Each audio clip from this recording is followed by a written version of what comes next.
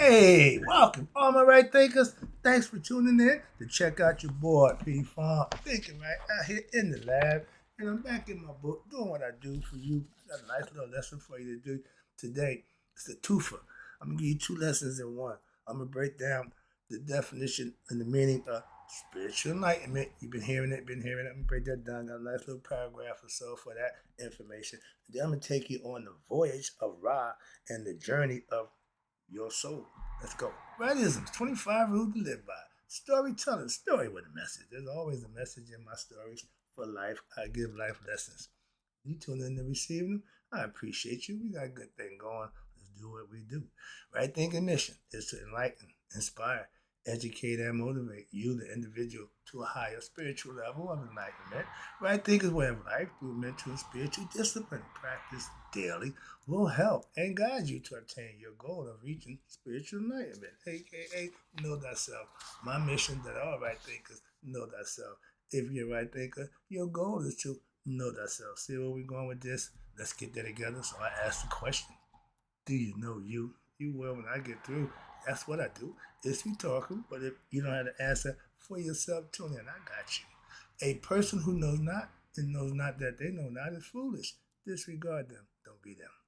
A person who knows not and knows that they know not is simple, but you can teach them. That's why I do what I do for you. I appreciate you too. Stay tuned. I got more for you. A person who knows not and believe and think that they know is dangerous. Avoid them. I do. A person who knows and knows not that they know is spiritually asleep. I can awaken them. I'm your spiritual alarm clock here to wake you up with knowledge of self. That's what I do for you.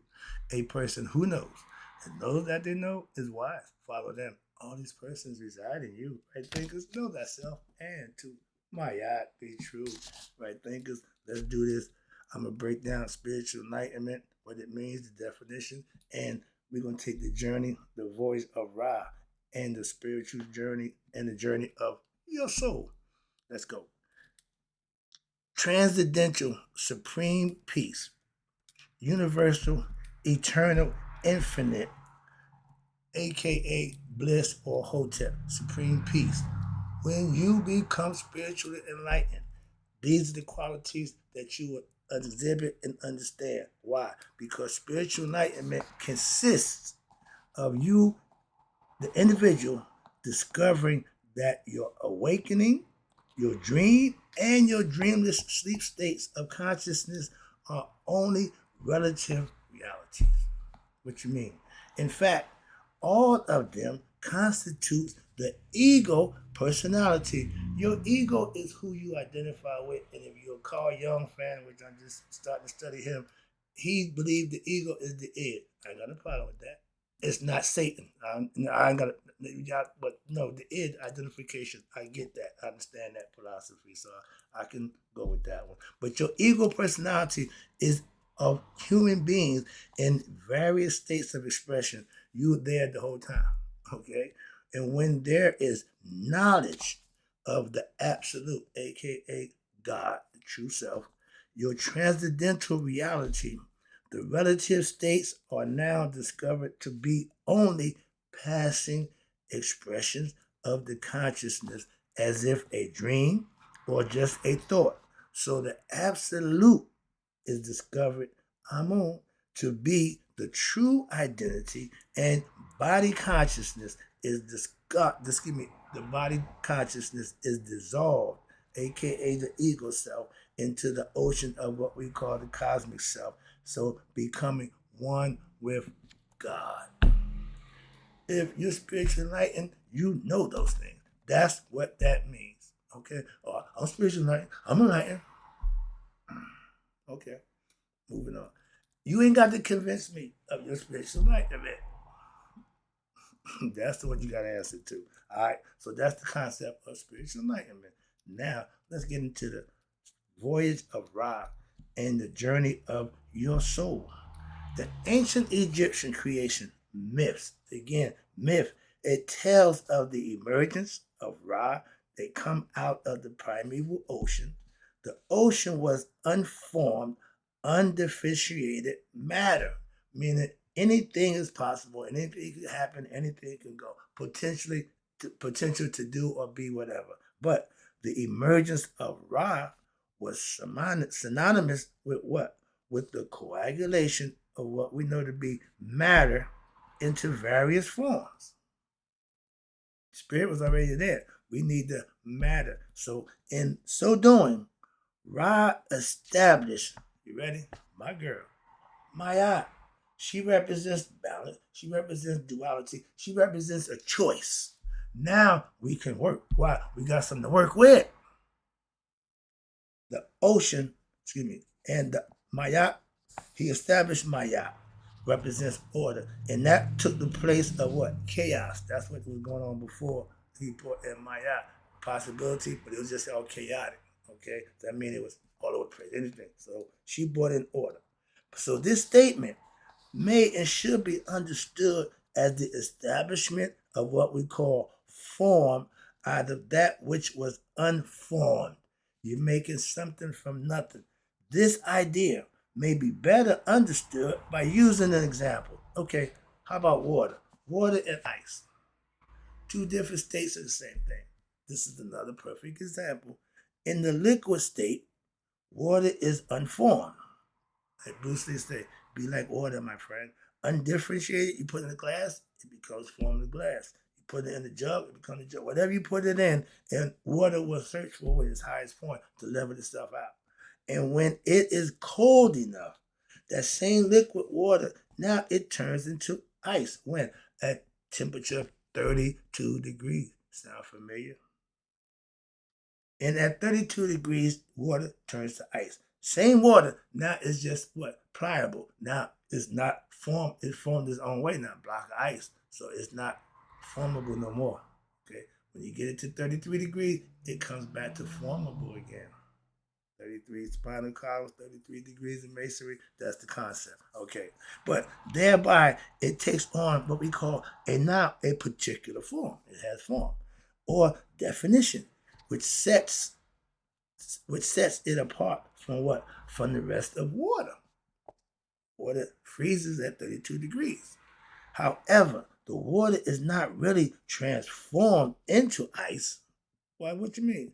That is, water has not been permanently changed into another substance altogether. No. It means the change is merely a temporary appearance. And in the same way, creation was explained by our ancient Egyptian sages as the ocean. In the same way, creation was explained, but this ocean is really a metaphor which refers to what we call the ocean of consciousness, and all matter is in reality neither liquid, gaseous, or solid, nor abiding. Why? Because it's changeable. If it's changeable, it ain't abiding. It ain't forever. Truth don't change. The underlying essence of matter is in reality non-existence, as modern physicists would call it. Modern physics experiments have concluded that matter, when broken down to its most elemental levels, is in reality energy. How do we know that? God is recognized by energy, frequency, and vibration. This idea may be better understood through the diagram below. Oh, here's a good picture. Okay. You know they're doing the CERN, smashing molecules each other to create stuff. This is the original concept, what they're doing, the CERN. You got positive electron, negative. When they come together, they cancel each other out. It turns to this. It's going to break down to, again, back to energy, its own flow. I just showed you A is them come together. B is the residue from A, which is they cancel each other out. And C is A going back to what? A plus C split. A plus B equals C. Same concept. But yeah, there it is laid out. You got matter and then antimatter. They collide in the modern physics, the particle accelerator, the CERN, they just bombard them. Okay, so when previously charged protons, aka matter, and negatively charged protons, antimatter, when they are crashed into each other, that's I showed you A, the two cancel each other out, and the particles of matter and temporarily, the particles of matter temporarily go out of existence. Modern physics believes that it transforms into energy, which is B. You see the wavy thing right here? That's energy. That's these two things come together, and the residue is energy. And from that energy, it goes back to, again, negative, positive protons and neutrons. And it says here, it then transforms back. Modern physics believe that it transforms into energy. We just saw that B. And then it transforms back into what? Matter again, which is C. So the mystical explanation is based on the teachings of yoga and your mystical spirituality, right thinking philosophy, is that matter revert back to its true undifferentiated form as subtle matter. It did so in much of the same way as human consciousness takes on various forms while in what? Your dream state, and then reverts back to the unformed state when they are what? At deep dreamless state, excuse me. So the voyage of Ra symbolizes the differentiation of matter from spirit to matter, or consciousness into various forms, which we call human beings have now come to know as creation. That's us. However, since matter is not real, as we have seen, and it is nothing more than the manifestation of what we know of divine consciousness, the one supreme conscious comes the many. And creation must be understood as the essence of what? Of the divine. In other words, creation is an expression of the mind of God, the supreme being, the ultimate, the absolute, however we want to call him. But now I got a little diagram over here from my ancient Egyptians. This is my fun part here. We get into my area again. But the following diagram, it outlines what we call differentiation of matter in according to the ancient Egyptian creation myth. I should have my tree of life, because that's pretty much what this is. You see up here? Ra Tem. That's the creation. That's the concept. Then you got Hathor, Ra's right hand man, left girl. Her name is Hathor. They call her Hathor. But Tahuti, he's the mind of God. He's the brain. He's what makes everything tick from God aspect. He creates the Medunetta. He creates talking, conversation. But then my girl, Maya, she represents order. And from here, we're going to start creation. This is above creation. This is the setup. Then we got air, which is Shu, moisture, which is Tefnut. You got Geb, which is earth. You got Nut, represents heaven. And from them two come Asar. The number 6 element is spirit, matter. From spirit to matter, that's man. That's Asar. That's what he represents. And his mate, his twin, was Aset. And they had a brother, Set. He represents the ego. And Aset and that they're twins. One Aset represents intuitive knowledge, wisdom, and immortality. That represents mortality, nature as we know it, and they twins. And that and Set was husband and wife. Aset and Asar, husband and wife. But Set being the ego, he can't reproduce. And that wants a baby. So her sister did the sissy thing, let her dress up as her, sneak up in there, and that Asar impregnated. They made the baby. That baby came out Anubis. Anubis is your discerning factor as a human being. He the one that makes all decisions between truth and lies. He was born to be what? A discerning factor in your life. That's part of the aspect of your character when you put spirit and nature together. All right. But that was the breakdown of the she taught Neteru, God and goddess aspect, the unseen, hidden, omnipresent, supreme being, beyond duality and description. That's the Naburcha. That's who Amon represents in the hidden factor of God. That's what he is hidden inside what? His creation, not outside it. Okay, but then the offspring from Asar and Aset is Haru. That's the spirit that's in me and you. Asar represents the spirit. Aset represents wisdom and intuitive knowledge. You put them together, the offspring makes what? A spirit that's aspiring to be his best self. That's us, the spirit that's in us. And Anubis is our discerning factor who looks out over our shoulder to make sure we know right from wrong. And this process of creation was explained and laid out in the form of cosmological system for what? Better understanding and able to teach the lessons. We gave all these elements characters that we can study and know them. Shu represents air.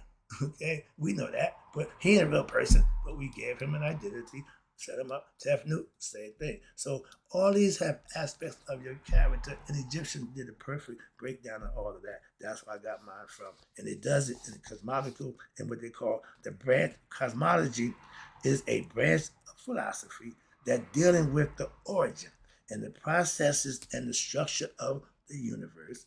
Cosmogony is the astrophysical study of the creation and the evolution of the universe. Both of these disciplines and philosophies are inherent facets from our ancient Egyptian philosophies through the main religious system of companies of the god and goddesses.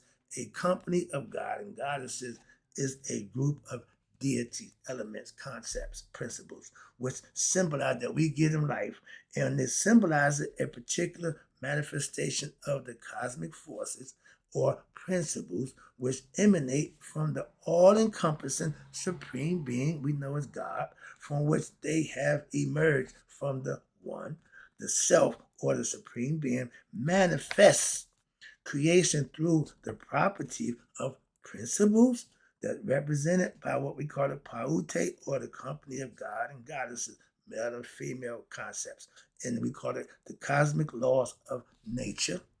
The company of gods and goddesses of Anu, which means the first place, is regarded as what we know the oldest and story and forms of the basis of what we call the Osirian Trinity, Father, Mother, and the Son.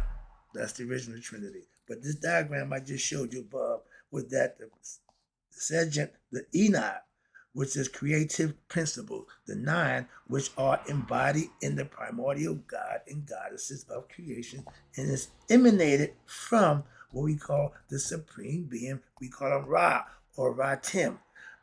Ra in the day, Tim at night, rose out of the noon, the primeval waters. Again, everybody got a story, and the hidden essence, and beginning to sail on his boat we call of 1,000,000 years. They buried the boat with the pharaoh. They got a boat 4,000 years old that been put together with nothing but rope and wood, and it's optionable today, operable right today. Okay, they would put it together when they get on land, break it down, portable boat. Okay, ancient times, but which included, now they used the boat for a reason, which included the company of God and goddesses. But on his boat emerged what we call natural, nature. Okay, all the elements are what we call cosmic principles of creation again. But the netters of the Enoch are Ra Atum. I told you that from the beginning, them two. Then you got air, which is Shu. You got water, Tefnut. You got Geb, represents earth. Nut represents heaven. And Asar represents the fall from spirit to matter, man, the original man. Asar, he represents spirit in the flesh. His wife, Aset. Set represents your ego. Aset represents intuitive knowledge, wisdom from internal.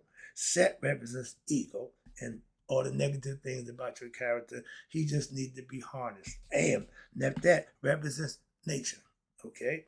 If you're born, you're going to die. She's the wailing girl. When somebody died, they always gonna come and cry and show sympathy. But then you got Hathor, Hathor, she's the destructive force from God, and she represents the Enoch. And Ra, Atum, Shu, Tefnut, Geb, Nut, Asar, Aset, Set, and Nethet, and Hathor, Tahuti, and Mayat, they all represent principles, attributes from the Supreme Being, but the aspects of your character as the very stuff of substratum that makes up creation as a whole. Why? Shu is the air we breathe. Tufnu is the water from above. Geb is the earth that we walk on. Nut is heaven, where we all want to get back to. Okay, as my man Ben said, Nut heaven is between the black woman's legs. That's Nut. And Asar, first man from spirit to matter. Aset, she represents wisdom, intuitive knowledge, and she's the first teacher. And the mother and the ride or die chick. Set, the ego. And that represents the principle nature, represents these are principles upon which creation is manifested. And we throw in Anubis is not part of the Enoch, but he represents the future, a feature of intellectual discrimination we know as discernment in the Osirian myth. If you remember Speed Racer, he got Racer X, which is his big brother nobody know about. That called Anubis is Racer X. All right? He always looks over his little brother. And sailing signifies what? The beginning of motion and creation, or what y'all call the Big Bang. Motion implies that events occur in the realm of what we know now to be time and space. Thus, the phenomenon universe comes into existence as what? A mass of moving essence that we call the elements. And as prior to this motion, there was the primeval state of just being without any form or without any existence of time or space. The voyage of WRIGHT is depicted in two boats. Yep. One travels through the Nut, the heavens, again, Nut, during the day and shining upon the physical world, bringing us light and sustaining us, as symbolized by the morning and the noonday sun.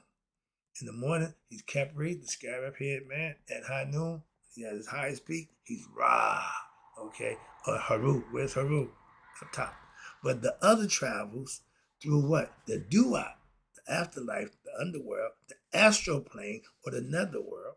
And when that at night, as symbolized by what? The setting sun in the west, providing the light of what we call consciousness, which still shines even in the astral world or even in the Duat. The sun don't stop shining. It's still sun. It's still bright as all get up.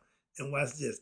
This light of the astral consciousness we call the dream state, which illumines the thoughts of one's mind in a effervescent, subtle light, but not to be confused with physical forms of light, such as that which is given off by a light bulb. So Ra illumines your physical world as well as the astral world. The voice through the heavens corresponds to the waking state, consciousness of the human conscious mind, and the Duat represents the cosmic or the astral plane that corresponds to the dream state where you're unconscious and your conscious mind is still conscious, just that you're not conscious of it. Thus, we are led to understand that Ra, the self, traverses through different states of consciousness within the human body and encompasses all of them. But in chapter 17 of the ancient Egyptian book of Coming Forth by Day, we only titled the Book of the Dead because they took it from people who were dead. But the concept is the coming forth by day, meaning coming into consciousness, the light.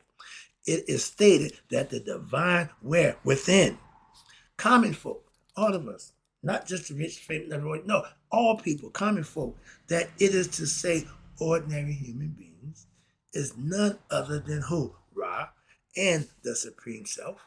Therefore, it is in reality Ra who is moving from what? Plane to plane, and it is Ra, the light of the consciousness, who is the ultimate reality in every human being. Thus, your ego self, that's the identification right there. Your ego in every human being is just an illusionary development that's based on your ignorance of your higher self, an underlying reality which you'll never find if you remain ego. So your soul of every human being is of Ra, the Supreme Being. That's why Asar, Aset, brother and sister. Netet, Set, brother and sister. Why? We all under the same Father. We are all one family. Girl, we are family. We misunderstand that. I got my church family. They my spiritual family. Why? Because we come together on the spiritual concept. We all meet on the spiritual plane right there of worshiping the one God. They call him Christ. Okay, I ain't got a problem with that. Okay, but that's what we're doing. And we understand and recognize there is a supreme being. What name you call him, I don't get caught up in that. Let me take it on home with this one. The bark of the Ratim Manjet, they called it, the movement of the self, courses through all regions of existence, including the earth, the physical plane or realm which we live. And he had a boat called the Sekhet, Hetep, or the Duat, the astral plane or realm where he takes into the afterlife, that he rides the boat there. Watch this. And Ra possesses another bark known as the Mishkat, and the boat that travels in the nighttime through the Duat is a big boat. Why? Because he got to get all his boys. They about to go fight. They about to go do battle. So what? You hear any noise? It's me and Ride the boys. He called everybody Sep, Tahuti. He called everybody. Everybody come. Remember the karate show when Bruce Lee come in and the dojo master start calling all his boys to go at them. And he beat them all up. But in the Duat, Ra need all his boys to go battle with Apophis, okay? The Bruce Lee of the underworld. But the Dua in the Amentet, and it's for the place for the disembodied souls, the lost souls, and the transcendental world that is a peaceful abode of those who join with Ra, aka God, and those who achieve extra into what? Those who achieve spiritual enlightenment would enter into an immediate world that must be equipped with your proper qualities. Why? Because they must be ready to recognize what? And welcome the divine. In line number 19 of the hymn to Ratim from the papyrus of Mut Hotep, the mystical insights into the Duat, the afterlife, the underworld, the voyage of Ra and its significance to every soul are given. What? Number 19, it says, the gods of the land of Amentet rejoice and lay hold upon the cords of the Sekhet. That's the boat that Ra travels in the underlife. What's this? Remember the song, swing down, sweet chariot, stop, and let me ride. They talk about Ra in the underworld. He got strings hanging onto the boat. And if you get close enough, when you come down, you just grab on and you can go for the ride, okay? And they come in peace. And the gods of the hidden place who dwell in the Amentet triumph. When the boat come by, they see the light, they know it's time to what? Jump on and get on board. And when your souls leave this physical realm, when the physical body dies, or when through spiritual practice, only through spiritual practice and having attained, there we go, right here, purity of the heart, they are now able to achieve psychic contact with the intermediate world, aka the Duat or the netherworld, the underworld. Now they can go close to the region of the Amentet, and then what? They wait for the time when the bark will pass and they can just get on board. And this waiting period is beset by what? Dangers from the demons in the underworld, and that would like nothing more than to stop what? Ra's voyage through the underworld, okay, aka Apophis. He have demons in the underworld that works for him, okay. But they want to stop the spiritual movement of the soul, and these demons are figurative way of describe the unconscious failings of the demonic tendencies of the human psychic, such as anger, fear, desire, greed, depression, gloom, and desires of all kinds of the flesh for earthly pleasures and materialistic things, and for the experiences of the five senses, meaning the body. Love to love, have pleasures. And through what? The purifying process of your spiritual practices or spiritual disciplines, right? Think of philosophy. Now your mind, heart can be purified and thus prepare your soul to be able to what? Grasp the cord of the Sektet, the boat, when it comes time.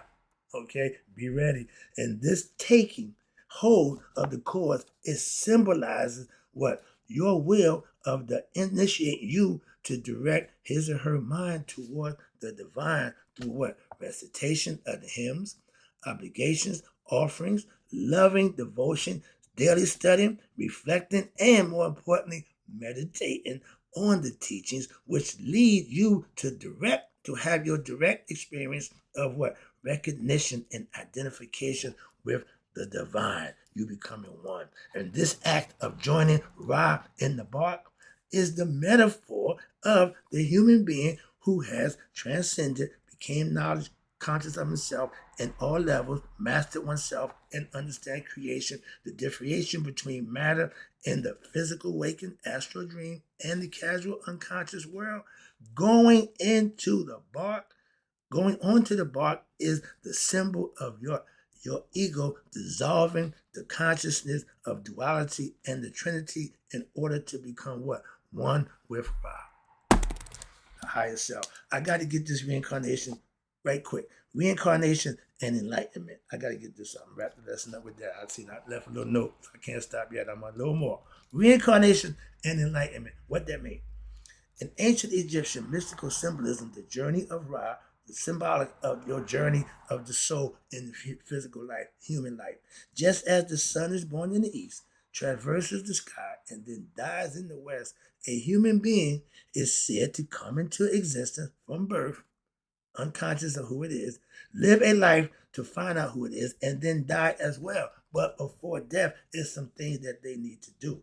Thus, it is beneficial to go to the west and stay there because why? This is the abode of the blessed. Everybody don't go west again. And this is the abiding place of light, peace, and joy, and the divinity itself. That's where God rests. However, those who are not ready to remain in the West due to what? Their previous wrong actions and the karmic entanglements that they put on themselves due to the ego and ignorance and their spiritual ignorance again will be what? Born again, reincarnated. So therefore, the aspirations of you, of your desires, is not to go to the east. Why? Because the east symbolizes the land of reincarnation of ignorant people who didn't find out who they were in the west, so they couldn't stay there. It is the portal to what? Renew a human existence we call birth. And it is insistent struggle of a futile search for what? One's physical desires and fulfillment in the physical plane. You'll never reach it, so you will continue to reincarnate. Thus, going to the west after death is the metaphor, which meaning that you, the person, have become spiritually enlightened. Ding, ding, ding. I want to get that point across to you. That's how you get to the west. And you will what? Not be reborn again. That's the resting place for the spirit that goes to the west to hang out with God for what? Eternity. And this is the ultimate goal for all right thinkers, aka all human beings. More importantly, my right thinkers, because we have an agenda that we want to meet before we meet our maker. Hope you enjoyed the lesson. I know it's a little long. Hope it was informative. That was the purpose. That was my goal. Hope I did it. In closing, right there, I guess I'm the drink. Right there, guess may you all live to be 100, me 100 minus a day. So I never get my right thinkers who now understand what spiritual enlightenment and the voyage of Ra and the journey of your soul is all about have passed away. I'll be right back. I'm not done.